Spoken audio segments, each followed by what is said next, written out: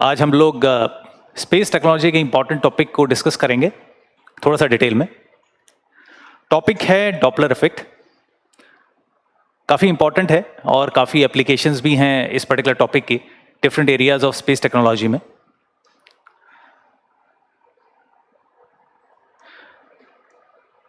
इसमें सबसे पहले हम लोग कुछ बेसिक कॉन्सेप्ट्स के बारे में बात करेंगे। हम सबसे पहले अंडरस्टैंड करेंगे साउंड के बारे में और वेव्स के बारे में।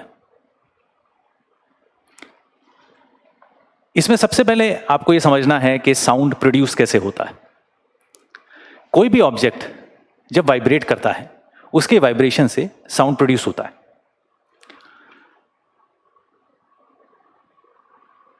अब वाइब्रेशन से साउंड जब प्रोड्यूस हुआ, फर्दर आगे प्रोपेगेशन वो किस तरीके से होता है। नेक्स्ट इंपॉर्टेंट चीज जो इसमें हमें रिक्वायर्ड होती है वो होती है मीडियम। मीडियम क्या है? Medium is any form of matter, right. और फॉर्म ऑफ मैटर कौन कौन से हैं? तीन मेजर टाइप्स के जो हम लोग पढ़ चुके हैं, that is solid, liquid and gas, right. Now any of these forms of matter comprises the medium. अब अगर हम बात करें साउंड की, तो साउंड की जो स्पीड है it varies with different mediums. जैसे कि अगर हम सबसे पहले बात करें सॉलिड की, राइट। सॉलिड में साउंड की स्पीड सबसे ज्यादा होती है, उसके बाद लिक्विड में होती है और उसके बाद गैसेस में होती है, राइट। तो speed of sound is maximum in solids, then lesser in liquids and least in gases. Now, next concept that we understand is कि कोई भी ऑब्जेक्ट जब वाइब्रेट करता है तो वाइब्रेशन के साथ में उसके साथ में मीडियम के जो भी पार्टिकल्स हैं उन पार्टिकल्स के अंदर वो वाइब्रेशन क्रिएट करता है। जो पार्टिकल्स हैं बेसिकली सोर्स से वो बेसिकली पार्टिकल्स लिसनर तक मूव नहीं करते। वाइब्रेटिंग ऑब्जेक्ट के जो पार्टिकल्स हैं उसके साथ में जो भी मीडियम के पार्टिकल्स कांटेक्ट में होते हैं वो उन वाइब्रेटिंग पार्टिकल्स के कांटेक्ट में आने की वजह से अपनी इक्विलिब्रियम पोजीशन से मूव करते हैं। Okay, now how it happens. आप सबसे पहले अगर ये देखें कि कोई भी एक ऑब्जेक्ट है, it can be any object, आप किसी भी ऑब्जेक्ट को हिट करें, it may be a table, right, it may be any particular solid object, कोई भी एक मेटल का आपने ऑब्जेक्ट लिया है, राइट, आप उसको कहीं पे हिट करते हैं, राइट, तो उसके अंदर एक वाइब्रेशन क्रिएट होती है। नाउ ये सपोज आपने एक ऑब्जेक्ट लिया और उस ऑब्जेक्ट के अंदर ये उसके पार्टिकल्स हैं, राइट। ऑब्जेक्ट के पार्टिकल को मैं मेंशन करता हूं O से। Next we have the medium particles. इसमें हम फॉर अंडरस्टैंडिंग हम ले लेते हैं कि जो मीडियम है वो एयर है। जो मीडियम के पार्टिकल्स हैं, लेट्स से कि सबसे पहला जो पार्टिकल है दैट इज M1, दूसरा पार्टिकल है M2 और तीसरा पार्टिकल है M3। नाउ जब ये ऑब्जेक्ट वाइब्रेट करता है तो ऑब्जेक्ट का particle what it does is ये मीडियम के पार्टिकल को हिट करता है, राइट। और हिट करने की वजह से जो मीडियम का पार्टिकल है it moves from its equilibrium position. और now what do you mean by equilibrium position? Equilibrium position particle की होती है जिस पर्टिकुलर पोजीशन पर जो नेट फोर्सेस हैं उस पार्टिकल पे वो जीरो है। इट मींस व्हाट, वो पार्टिकल रेस्ट पर है। नेट फोर्सेस मतलब उसके ऊपर कहीं से भी फोर्सेस लग रही हैं, right, all these forces equate to zero, alright. So ये पार्टिकल रेस्ट पर होता है, राइट। अब उसको इक्विलिब्रियम पोजीशन यानी कि पोजीशन ऑफ रेस्ट से आगे मूव किया जाता है because of this vibrating particle of the object. अब जब ये ऑब्जेक्ट का पार्टिकल इसको हिट करता है ये M1 पार्टिकल फर्दर आगे मूव करता है, राइट। सो लेट्स एज्यूम और लेट्स विजुअलाइज कि जो नीचे पार्टिकल है, मैं ऊपर की ही कॉपी नीचे बनाता हूं। ये ऑब्जेक्ट का पार्टिकल है, right, it has hit it, और ये मीडियम का पार्टिकल M1 आगे मूव करता है and it hits M2, right.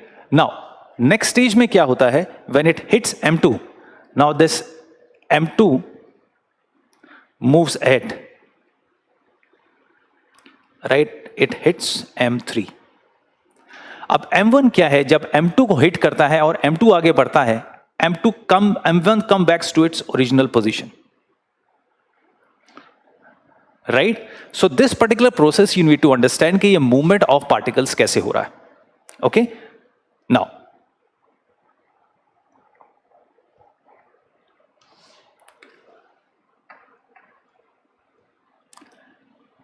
Next, अब ये प्रोसेस बेसिकली कंटिन्यू होती है. राइट, सो इसी तरीके से हर पार्टिकल उसके एडजेसेंट पार्टिकल को हिट करता है, it comes back to its equilibrium position. आगे वाला जो पार्टिकल है फर्दर आगे मूव करता है और दूसरे पार्टिकल को हिट करता है. तो ये पूरी प्रोसेस कंटिन्यू होती है टिल द मोमेंट जो साउंड है वो लिसनर तक पहुंचे. ऑलराइट, नाउ अब इसके अंदर जो साउंड है बेसिकली वो किस तरीके से लिसनर तक पहुंच रहा है. The particles are not moving ahead. एक पार्टिकल दूसरे पार्टिकल को हिट करता है, दूसरा पार्टिकल तीसरे पार्टिकल को हिट कर रहा है. राइट, इट मींस व्हाट कि यहां पर पार्टिकल्स एक्चुअली जो पहला पार्टिकल है वो एंड तक मूव नहीं कर रहा है, या सेकंड पार्टिकल एंड तक मूव नहीं कर रहा है. There is something else that is moving ahead, और वो क्या चीज है, that is actually a disturbance. Right, तो ये एक पूरी डिस्टर्बेंस है जो शुरू से लेकर एंड तक मूव कर रही है. Alright, now this particular disturbance is traveling through the medium and not the particles of the medium. ये एक important चीज है जो everyone needs to understand, right?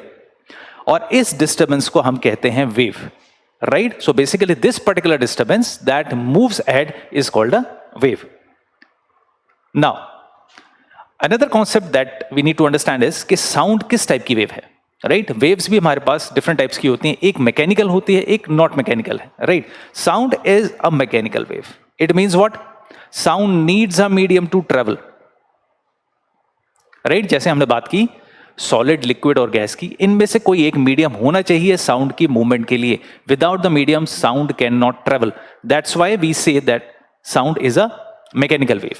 Now when we talk about waves in general, हम दो तरह की waves के बारे में बात करते हैं. या तो हम बात करते हैं साउंड की, या हम बात करते हैं लाइट की. Right, so either we are talking about a listener or we are talking about an observer. Okay, sound है तो लिसनर है, लाइट है तो ऑब्जर्वर है. नाउ साउंड के रिस्पेक्ट में अगर हम लाइट की बात करें, light is not a mechanical wave. Right, which means what, light does not require a medium to travel, or we can say that light can travel through vacuum also. Okay, now other point is light की speed भी medium के हिसाब से change होती है. Now if we talk about vacuum, light में sound के मुकाबले उल्टा होता है. जैसे साउंड की जो स्पीड है वो हम गैस में कहते हैं that is least, whereas light की जो स्पीड है वो गैस में मैक्सिमम है. और वी विल से अगर वैक्यूम हो जाता है तो मैक्सिमम हो जाती है. सो लाइट की जो स्पीड है that is fastest in vacuum and that is 3 lakh kilometre पर सेकेंड.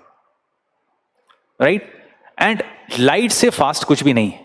अगर हम दुनिया में एक यार्डस्टिक रखें कि what is the fastest speed, then that is the speed of light in vacuum. So nothing travels faster than light. Right, so there are two things that we have seen here. One is sound and other is light. Now अब हमने बात की sound की, कि sound एक mechanical wave है. Right, उसको एक मीडियम की जरूरत है और साउंड में बेसिकली एक डिस्टर्बेंस मूव करता है. Now in case of light what we say, जब हमने कहा कि उसको मीडियम की जरूरत नहीं है, दैट मीन्स व्हाट, कि लाइट से बेसिकली आपके जो एनर्जी है वो ऑब्जर्वर तक कैसे पहुंचेगी. Right, because it doesn't require any medium. So that means कि लाइट के अपने पार्टिकल्स हैं जो लाइट की सोर्स से ऑब्जर्वर तक पहुंचते हैं. Right, the particles of light which we call as photons, right, they travel from the source to the observer. Okay, so now another concept that you need to understand is, जब हमने कहा कि wave जो है वो एक disturbance है, right, but in case of light we are not talking about disturbance, we are saying that the particles of light they are moving ahead. Then how is light called a wave? Right, light is a wave because it exhibits the properties of a wave. Right, क्योंकि light जो है wave की properties show करता है, इसलिए हम कहते हैं लाइट भी एक वेव है. Now what are the properties of wave?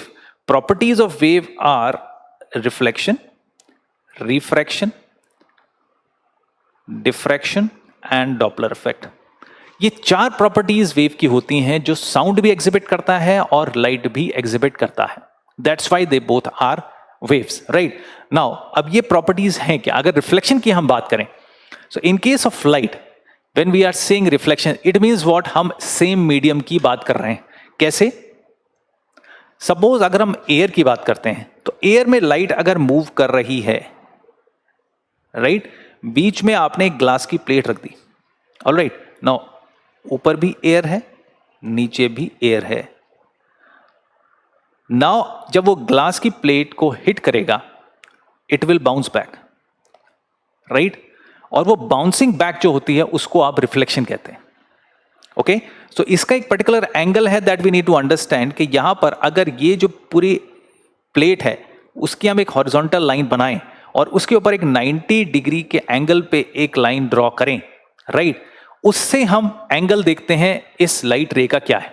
That means what, जब वो हिट कर रही है eight that point of time जो एंगल है, और जब वो बाउंस बैक करके वापस जाती है, that angle is same, right. Reflection के केस में अगर स्मूथ सरफेस से लाइट रिफ्लेक्ट हो रही है, that angle is same. So main जो इसमें कॉन्सेप्ट है वो ये है that bouncing back is called the reflection.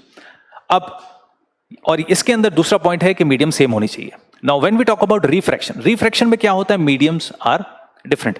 That means what, कि आपका यहां पर एयर है, यहां पर वाटर है, right, and this is the surface of water. तो लाइट की रे जब यहां पर हिट करती है तो वो रिफ्रैक्ट हो जाती है. दैट मीन्स जब वो उसके जो डायरेक्शन है वो चेंज हो जाती है. दैट मीन्स व्हाट, वो इस सीधी डायरेक्शन में नहीं जाएगी, कुछ उसका जो डायरेक्शन है वो चेंज हो जाएगा, डिफ्लेक्ट हो जाएगा, राइट. तो इसमें भी हम कैसे देखते हैं, एक अगर हमने 90 डिग्री के एंगल पे लाइन बनाई, जिस एंगल पे लाइट रे ने हिट किया, राइट, उससे ये बेसिकली एक डिफरेंट एंगल पर रिफ्रैक्ट होती है, राइट. दैट मीन्स व्हाट, कि अगर मैं इसको कहूं ये एंगल θ1 है, then this angle is θ2, this is not θ1, right. तो दैट मीन्स व्हाट, कि अगर मीडियम चेंज हो जाती है ट्रैवलिंग की, then the angle changes, right. तो एंगल अगर हम नॉर्मल से जो ले रहे हैं वो एंगल उसका बदल जाता है, वो होता है refraction. And another thing is diffraction, right. Now what is diffraction? Diffraction होता है कि अगर हम सेम मीडियम की ही बात करते हैं, अगर किसी ओपनिंग से लाइट रे जाती है, जैसे सपोज आपके दरवाजे का की होल है, राइट. Now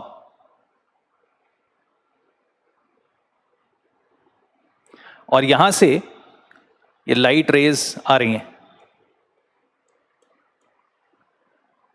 right. तो एक बीम के फॉर्म में वो अंदर आती है, right. So this is basically a diffraction.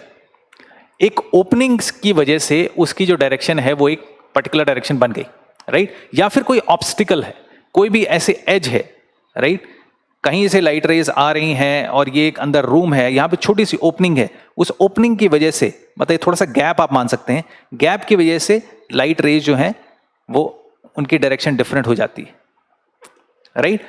तो this is called as diffraction, that is also in the same medium. And the next concept and the final concept is the Doppler effect, right. Doppler effect अभी हम लोग आगे discuss करेंगे कैसे होता है.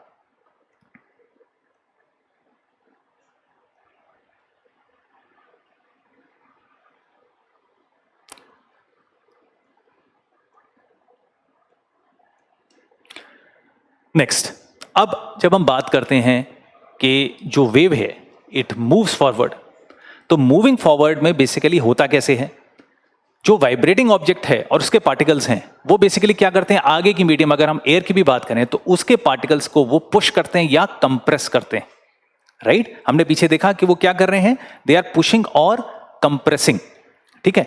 अब कंप्रेस कर रहे हैं, दैट मीन्स व्हाट, वहां पर एक हाई प्रेशर का रीजन क्रिएट हो रहा है, राइट. हाई प्रेशर या हाई डेंसिटी का, डेंसिटी भी बढ़ेगी क्योंकि पार्टिकल्स एक जगह पे काफी ज्यादा हो जाएंगे, okay. That region is called as compression, right. उस रीजन को आप कंप्रेशन बोलते हैं.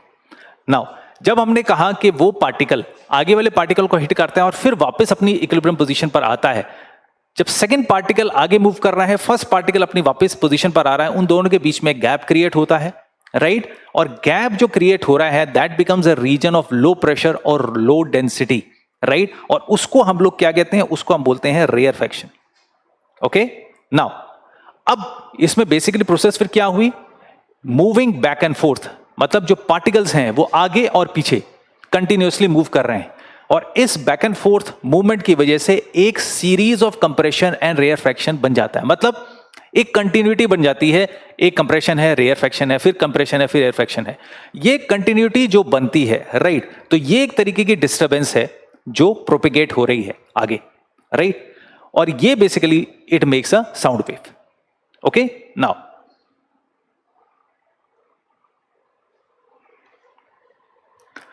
अब हम वेव डायग्राम में अगर देखें,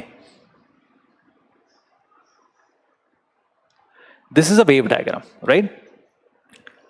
वेव डायग्राम में ये जो डायरेक्शन है ऊपर की तरफ, ये क्या है, इस डायरेक्शन में प्रेशर या डेंसिटी इंक्रीज हो रहा है, ओके, एंड दिस डायरेक्शन, ये डायरेक्शन है डिस्टेंस की, कितना डिस्टेंस ट्रेवल कर रही है wave. Okay, now in this diagram ये जो ऊपर का आपका पोर्शन है, राइट, दिस पर्टिकुलर पोर्शन, ये आपका रीजन है कंप्रेशन का, और ये पर्टिकुलर पोर्शन जो नीचे का है that is of rarefaction. Okay, तो अब इसके अंदर जो ऊपर वाले पोर्शन में जो मैक्सिमम पॉइंट है, ये this is called as the peak और क्रेस्ट, और जो रेयरफैक्शन में हाईएस्ट, इसका भी हाईएस्ट पॉइंट है, ये चाहे नीचे की तरफ है but this is the highest point, ये आपका कहलाता है वैली या ट्रफ। ओके, नाउ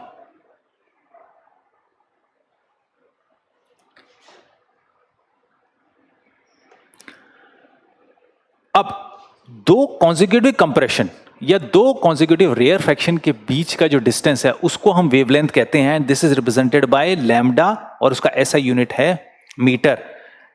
लैम्डा हम कैसे लिखते हैं, LAMBDA।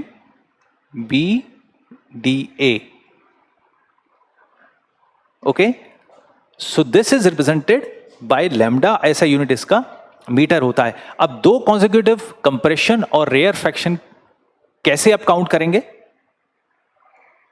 That we can take at any point, मतलब मे बी हम जो मैक्सिमम पॉइंट है, मैक्सिमम पॉइंट के बीच में ले लेते हैं, राइट, एक रेफरेंस के लिए कोई भी दो सिमिलर पॉइंट्स, राइट, दो मैक्सिमम पॉइंट ले लें या दो ऐसे पॉइंट ले लें जो एग्जैक्टली सेम लोकेशन पर आते हैं, maybe we are taking at this point और we are taking at this point, ठीक है, राइट। सो ऐसे दो पॉइंट्स, ऐसी रेयरफैक्शन में जो मैक्सिमम दो पॉइंट्स हैं उनके बीच में, तो इनके बीच में जो डिस्टेंस होता है that is called a wavelength, और that is represented by lambda.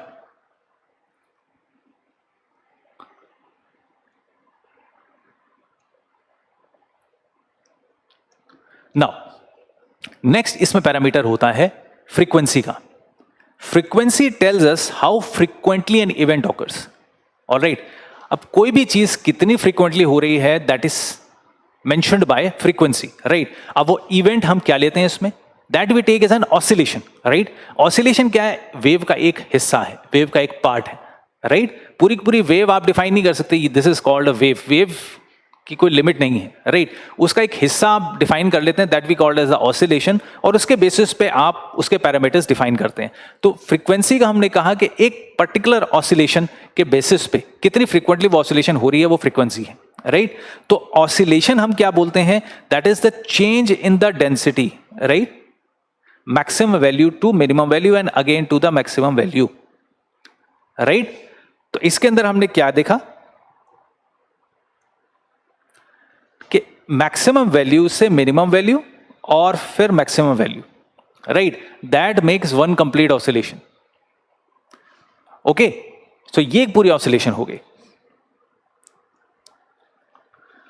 अब ये बेसिकली जो ऑसिलेशंस है, number of such oscillations per unit time, time का हम नॉर्मली जो यूनिट लेते हैं वो सेकंड लेते हैं, दैट मींस व्हाट, कि ऐसी ऑसिलेशंस पर second that makes the frequency of the sound wave. Okay, एक सेकंड में ऐसी जितनी भी ऑसिलेशंस प्रोड्यूस होती हैं, बनती हैं, that we call as the frequency, right. ये फ्रीक्वेंसी है उस वेव की। उसका जो आप रिप्रेजेंट करते हैं unit that is new, right, उसको आप कैसे लिखते हैं, NU, न्यू से रिप्रेजेंट करते हैं, उसका ऐसा यूनिट है hertz. Okay, now another parameter that comes here is time period. अब टाइम पीरियड हम क्या बोलते हैं, एक ऑसिलेशन को, किसी एक पर्टिकुलर पॉइंट को क्रॉस करने में जितना टाइम लगता है उसको हम बोलते हैं time period of the sound wave. उसका सिंबल होता है कैपिटल टी, ऐसा यूनिट होता है सेकंड, राइट। और फ्रीक्वेंसी जो है वो टाइम पीरियड के इनवर्स होती है, मतलब टाइम पीरियड ज्यादा होगा फ्रीक्वेंसी कम होगी, ऐसे ही फ्रीक्वेंसी ज्यादा होगी तो टाइम पीरियड कम होगा, राइट। तो टाइम पीरियड हमने क्या कहा, एक particular point, maybe we can take as this point, right. Rarefaction का या हमने वैली या ट्रफ ले लिया, पूरी की पूरी ऑसिलेशन, या हम ये वाला पॉइंट कहते हैं, राइट, पीक या क्रेस्ट, ये वाला, ये ऑसिलेशन यहां से स्टार्ट होकर के पूरा जब ये वाला पॉइंट जब इस पॉइंट को क्रॉस करेगा, right, so that we can call as the oscillation. इस पर्टिकुलर, इसको हमने एक फिक्स पॉइंट मान लिया, राइट, और ये पूरी जो वेव है जब इस पॉइंट को क्रॉस करेगी, then that is called as the, वो टाइम जो लगेगा उसको हम बोलेंगे time period, that is measured in seconds. Now, now we come to the main concept that we call as the Doppler effect. अब Doppler effect basically क्या है? Suppose एक एम्बुलेंस है, राइट, एक कोई पर्सन कहीं पे फुटपाथ पे खड़ा हुआ है और सामने से एम्बुलेंस आ रही है, राइट। तो एम्बुलेंस की एक तरह से मूवमेंट हो रही है, एम्बुलेंस उस पर्सन के नजदीक आ रही है, ऑलराइट। सो हम इसमें बात करते हैं रिलेटिव मोशन की, राइट। दो चीजों के बीच में, एक तो है जो सोर्स है वेव की, राइट, वो साउंड की सोर्स हो सकती है, लाइट की सोर्स हो सकती है। इन केस ऑफ एम्बुलेंस हम ये कहते हैं कि साउंड की सोर्स आप मान लेते हैं, हालांकि वो दोनों ही हैं, लाइट की सोर्स भी उसमें होती है। तो हमने माना है कि वो साउंड या लाइट की सोर्स है, और एक पर्सन फुटपाथ पे खड़ा है, वो एक तरह से लिसनर है या ऑब्जर्वर है, ओके। उन दोनों के बीच में एक रिलेटिव मोशन है। रिलेटिव मतलब एक दूसरे की रिस्पेक्ट में कोई मोशन। दैट मीन्स अगर वो पर्सन है, पर्सन के रिस्पेक्ट में एम्बुलेंस मूव कर रही है, right. It may be like ambulance अपनी जगह पे खड़ी है, राइट, वो खड़ी हुई सायरन बजा रही है, पर्सन उसकी तरफ मूव कर रहा है, और इट मे बी लाइक कि पर्सन भी उसकी तरफ मूव कर रहा है, एम्बुलेंस भी उस पर्सन की तरफ आ रही है। सो ये सारी जो सिचुएशंस हैं, they are relative motion situations, एक दूसरे के रिस्पेक्ट में कुछ मोशन है, राइट। तो जब इस तरह की सिचुएशन होती है तो वेव फ्रीक्वेंसी के अंदर चेंज होता है। वेव फ्रीक्वेंसी कौन सी फ्रीक्वेंसी, जो आपके लिसनर के पास या ऑब्जर्वर के पास आ रही है, उसमें चेंज आएगा, राइट। दैट मीन्स व्हाट, कि अगर ये एम्बुलेंस एक पर्सन की तरफ आ रही है, पर्सन अपनी जगह पे खड़ा है, राइट, तो जिस फ्रीक्वेंसी से उसने अपनी साउंड वेव्स को थ्रो किया हुआ है एम्बुलेंस ने, वो फ्रीक्वेंसी बढ़ जाएगी जब तक वो उस लिसनर के पास पहुंचेगी, राइट। तो एक्चुअल फ्रीक्वेंसी जो लिसनर को मिल रही है, दैट फ्रीक्वेंसी इज एनहांस्ड, उसकी वैल्यू बढ़ जाती है जब वो लिसनर पर पहुंचती है। ऐसे ही अगर एम्बुलेंस उस पर्सन से दूर जा रही है, राइट, तो दैट मीन्स व्हाट, कि वो जो जिस फ्रीक्वेंसी से वो साउंड वेव्स एम्बुलेंस क्रिएट कर रही है, लिसनर पर जो साउंड वेव्स की फ्रीक्वेंसी पहुंच रही है वो कम होगी, राइट। वो इधर उधर मूव करती चली जा रही है, तो फ्रीक्वेंसी जो वेव्स इस पर्सन तक पहुंच रही हैं वो उसकी फ्रीक्वेंसी कम होती जाएगी। It is like this. तो ये एक बेसिक कॉन्सेप्ट है डॉपलर इफेक्ट का, राइट। तो यही नेक्स्ट स्टेटमेंट में लिखा है कि फॉर ऑब्जर्वर्स और listeners which are approaching towards the source, right, या वो सोर्स की तरफ जा रहे हैं या सोर्स उनकी तरफ आ रही है, there is upward shift of frequency. And for those moving away from the source, या सोर्स उनसे दूर जा रही है, there is a downward shift of frequency, या फ्रीक्वेंसी कम हो रही है, ऑलराइट। अब जैसे हमने पीछे देखा, फ्रीक्वेंसी और टाइम पीरियड में इनवर्स रिलेशन है, फ्रीक्वेंसी बढ़ेगी टाइम पीरियड कम होगा। ऐसे ही फ्रीक्वेंसी और वेवलेंथ में भी इनवर्स रिलेशन है, फ्रीक्वेंसी बढ़ेगी तो वेवलेंथ कम होगी, या फ्रीक्वेंसी कम होगी तो वेवलेंथ इंक्रीज होगी, राइट। और इसको हम दूसरे तरीके से कैसे कह सकते हैं, फ्रीक्वेंसी क्या है, oscillations per unit time. That means what, कि अगर वेवलेंथ बढ़ेगी तो number of oscillations per unit time कम होंगी, और वेवलेंथ कम होगी तो number of oscillations per unit time they will increase, right. अब अगर यही चीज, अब ये हमने जो बात की वो की साउंड वेव्स के रिस्पेक्ट में, if we talk from the light waves point of view, right, तो उसमें क्या होगा, इन केस ऑफ लाइट जब सोर्स है that moves away from the observer, right, तो क्या होगा, जो फ्रीक्वेंसी है received by the observer gets decreased, right, again वही सेम कॉन्सेप्ट है। और उसकी वजह से क्या होगा, there is a shift towards red end of the spectrum, that we call as a red shift, और अगर source moves towards observer then it is called as blue shift because there is a shift towards the blue end of the spectrum. अब ये concept क्या है? Now हम अगर visible light का spectrum देखें वो क्या है, दैट इज विबग्योर, जो रेनबो में आप लोग देखते हैं, right? This is VIBGYOR, this colour, this is violet, this is indigo, blue, green, yellow, orange, red. Okay, अब इसमें अगर बेसिक कॉन्सेप्ट आपको याद हो तो इसमें क्या होता है, जब हम वॉयलेट से रेड की तरफ जाते हैं तो क्या होता है, द वेवलेंथ इंक्रीजेस, राइट? और फ्रीक्वेंसी क्या होगा, वो डिक्रीज करेगी. ऐसे ही अगर उल्टा हम देखें, रेड से वॉयलेट की तरफ या ब्लू एंड की तरफ हम जाएं तो क्या होगा, जो वेवलेंथ है वो डिक्रीज करेगी जबकि फ्रीक्वेंसी जो है आपकी इंक्रीज करेगी, राइट? अब इसमें आपको ये दो एंड समझने हैं. ये वाला जो एंड है, इस तरफ जब हम जा रहे हैं हम रेड एंड की तरफ बढ़ रहे हैं क्योंकि लास्ट में रेड है, और इस तरफ जब हम जा रहे हैं that we say as the blue end, right? क्योंकि वॉयलेट, इंडिगो, ब्लू ये सब ब्लू की ही कैटेगरी में आते हैं या ब्लू के ग्रुप में आते हैं, राइट? तो इसको हम ब्लू एंड कह देते हैं. तो एक तरह से हमने जो कॉन्सेप्ट इसके अंदर समझने की कोशिश कर रहे हैं वो ये है कि अगर हम ये कहते हैं कि वेवलेंथ बढ़ रही है या फ्रीक्वेंसी डिक्रीज कर रही है, दैट मीन्स जो वेव है वो रेड एंड की तरफ मूव कर रही है. और जब वेवलेंथ डिक्रीज हो रही है, फ्रीक्वेंसी बढ़ रही है, that means what, it is moving towards the blue end of the spectrum. वही चीज हमने लास्ट स्टेटमेंट में बताई, राइट? कि when the source moves away from the observer, the frequency received by the observer gets decreased, और we can say that the wavelength gets increased, right? तो that means the wave is shifting towards the red end of the spectrum, और इस shifting को हम basically कहते हैं red shift, okay? और दूसरे केस में जब इसका उल्टा होता है, frequency increase हो रही है या wavelength decrease कर रही है, then that source basically that wave is shifting towards the blue end of the spectrum that we call as the blue shift, okay?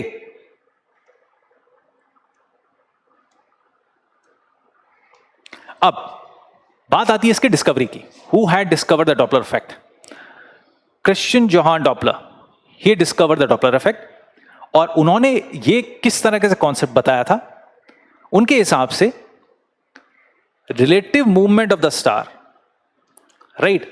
That means what, कि अगर कोई ऑब्जर्वर स्टार की मूवमेंट को visualise कर रहा है या देख रहा है, राइट, कहीं पर भी स्पेस में है वो देख रहा है कोई स्टार की मूवमेंट को, तो स्टार की मूवमेंट जब हो रही है, राइट, कभी किसी डायरेक्शन में जा रहा है, कभी उसकी तरफ आ रहा है, तो उसकी वजह से क्या हो रहा है कि इंक्रीज और डिक्रीज ऑफ स्टारलाइट हो रहा है.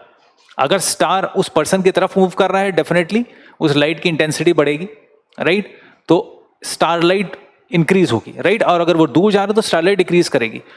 तो इसकी वजह से बेसिकली इंक्रीज और डिक्रीज ऑफ स्टारलाइट होता है, जिसको इन्होंने डिस्क्राइब किया डॉपलर इफेक्ट, राइट? तो उन्होंने कहा कि ये जो फेनोमेनन है that is a Doppler effect.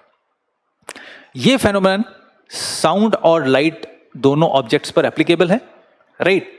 और इसी के हिसाब से एडविन हबल थे, उन्होंने ये डिस्कवर किया कि यूनिवर्स जो है वो एक्सपैंड कर रहा है, right? Because of Doppler effect Edwin Hubble discovered that the universe is expanding. Obviously अगर आप उसको उस तरीके से एनालाइज करने की कोशिश करें कि अगर स्टारलाइट जो है वो डिक्रीज कर रही है, दैट मीन्स जो सोर्स ऑफ लाइट है that is moving away from you, और अगर वो मूव अवे कर रहा है दैट मीन्स व्हाट, वो एक तरीके से जो भी वहां पर चीजें हैं, स्टार्स हैं, दे आर लाइक बेसिकली उनका जो रीजन है वो एक्सपैंड हो रहा है, राइट? आपसे दूर दूर जा रहे हैं. इसका मतलब क्या है, जो यूनिवर्स है, यूनिवर्स में बाकी और जो चीजें हैं वो सब एक्सपैंड कर रही हैं, राइट?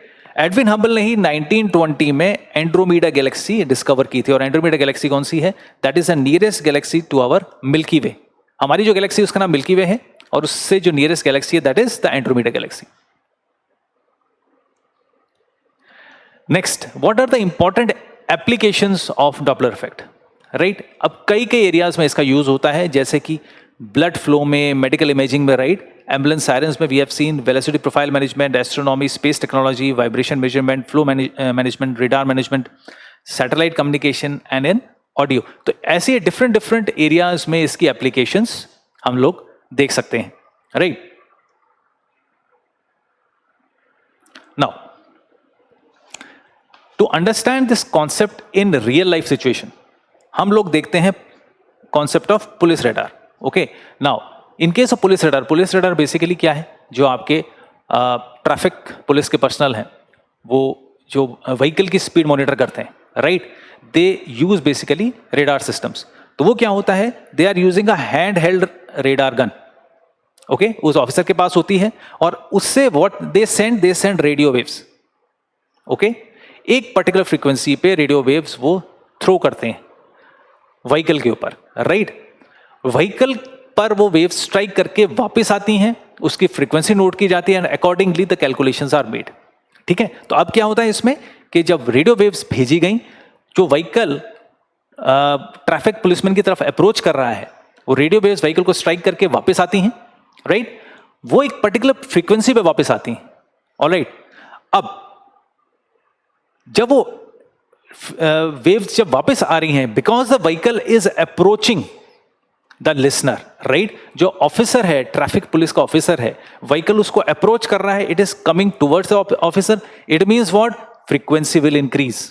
सोर्स क्या है इसके अंदर, राइट। अब इसके अंदर हम क्या बोलेंगे, क्योंकि बेसिकली आप अगर उसकी स्पीड डिटेक्ट कर रहे हैं, अब जो व्हीकल है, व्हीकल अपने आप में कोई साउंड वेव्स जनरेट नहीं कर रहा है, राइट, तो उसको आप बेसिकली आप उससे वेव्स कैसे लेकर के आएंगे। तो आपने क्या किया, आपने वो कॉन्सेप्ट यूज किया रिफ्लेक्शन वाला, राइट, जो वेव्स का एक कॉन्सेप्ट होता है। तो उससे क्या किया कि एक तरीके से लिसनर है, वही एक तरह से स्टार्टिंग में सोर्स बन गया, उसने वेव सेंड की और व्हीकल से वेव्स जो है रिफ्लेक्ट होकर के वापस आई। At that point of time the vehicle becomes the source and the officer becomes the listener, right. तो वो सिचुएशन एनालाइज करके हम देखें कि जब व्हीकल एक तरीके से जो सोर्स है that is approaching the listener, and it means what, जब वो अप्रोच कर रहा है तो जो फ्रीक्वेंसी पर वेव्स ने स्ट्राइक किया था, अब फ्रीक्वेंसी बढ़ जाएगी, right, that frequency will increase. और जब वो वेव्स वापस आती हैं उस रेडार गन पे, राइट, तो व्हाट हैपेंस इज, उस गन के अंदर एक कंप्यूटर होता है, right, that computer makes the calculations, right, जो फ्रीक्वेंसी में चेंजेस आते हैं उसके बेसिस पे कंप्यूटर कैलकुलेट्स कि व्हीकल की स्पीड क्या है, and accordingly that happens with in seconds, right, और उस पे डिस्प्ले पर वो आ जाता है, and the traffic policeman can see कि एग्जैक्टली उसकी स्पीड कितनी है, और accordingly he can take the action, right. तो ये सीधा रियल लाइफ सिचुएशन में एप्लीकेशन है डॉपलर इफेक्ट का, जो हम लोग देखते हैं। ऐसे ही आपका जो ब्लड फ्लो है, मेडिकल इमेजिंग है, उसमें भी, राइट, ब्लड की डायरेक्शन क्या है, राइट, किस डायरेक्शन में मूव हो रहा है, तो वो भी आप इस पर्टिकुलर कॉन्सेप्ट के थ्रू देख सकते हैं। So this is one of the important concepts that we have seen in case of space technology, right.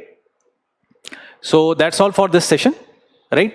So we will meet in the next session with some further concepts. Till then, please take care, stay safe and secure. All the best.